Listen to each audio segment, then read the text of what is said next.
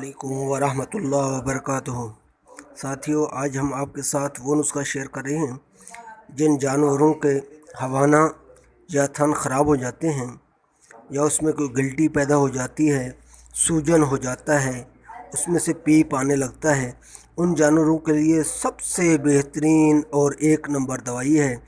آپ اس کو بنائیں اور ہمیں دعاؤں میں یاد رکھیں۔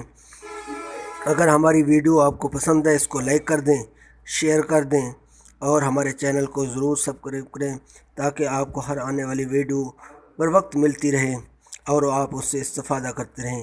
آتے ہیں آپ نسخے کی طرف۔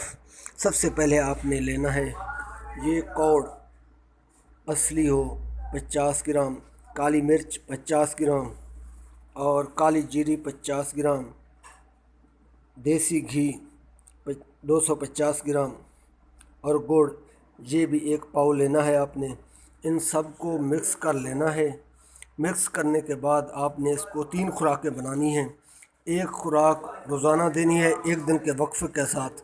انشاءاللہ سوجن، اس میں ساڑو کا جو مرض ہوتا ہے وہ بھی ختم، جانور خوب کھائے پیے گا اور اس کے جو ہے نا وہ بیماری ہوانہ کی بھی اور تھنوں کی بھی ختم ہو جائے گی۔